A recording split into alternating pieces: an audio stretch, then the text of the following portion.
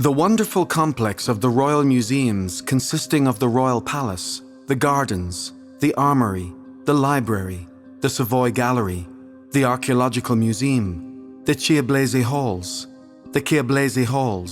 and the Chapel of the Shroud started being constructed in 1563, when Turin became the capital of the Duchy of Savoy.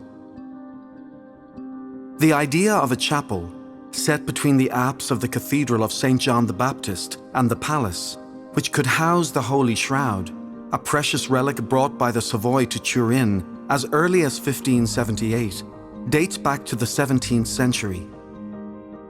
In 1657, the architect Bernardino Quadri laid the foundations of a structure raised above the cathedral and directly communicating with the halls of the palace. A nice privilege. In 1668, 10 years after the beginning of the work, Guarino Guarini replaces Quadri at the helm of the building site.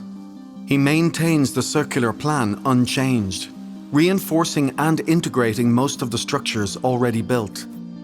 The chapel plan reveals a markedly geometric setting with a circle, a triangle, a circle inside the triangle, and finally a series of hexagons that rotate within the circle.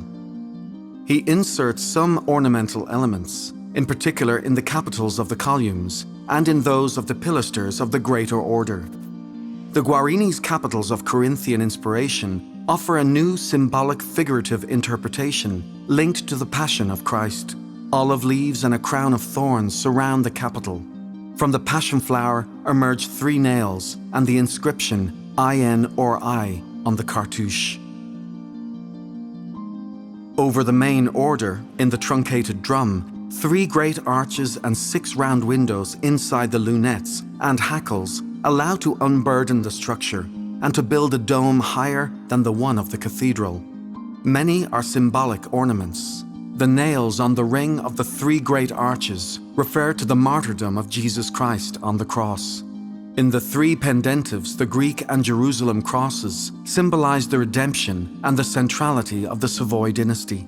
In the 3 lunettes under the arches, the stars allude to the Empyrean, the highest of the heavens, and the hexagons allude to the geometric figure that generates all the architecture of the dome.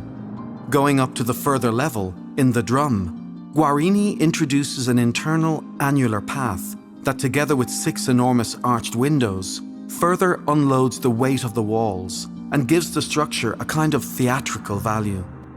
The light seeps in, illuminating the sculpted surfaces. Here too, the geometric figures have a symbolic meaning. The hexagons stand for the ordering principle of the dome. The pentagons on the pendentives evoke the 5 wounds inflicted to Jesus Christ on the cross. We finally reach the extraordinary diaphanous dome, composed of 6 levels of 6 arches sloping upwards, overlapped and rotated with respect to each other, built on a straight span whose layout corresponds to the side of a hexagon, key figure of the whole chapel. The dome culminates in a 12-pointed star, suspended in the air at the center of which the dove of the Holy Spirit stands out.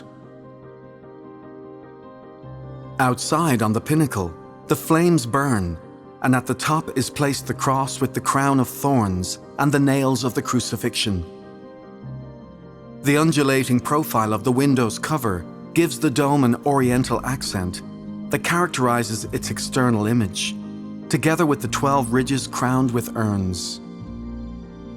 After a major restoration, the masterpiece of Guarino Guarini is reborn, an imaginative architecture, a challenge to the laws of engineering and statics, a place of symbols and faith, returned to the city in the great setting of the Royal Museums. The virtual reality experience is over. You can remove the viewer. Please wait a few moments before getting up. Thank you.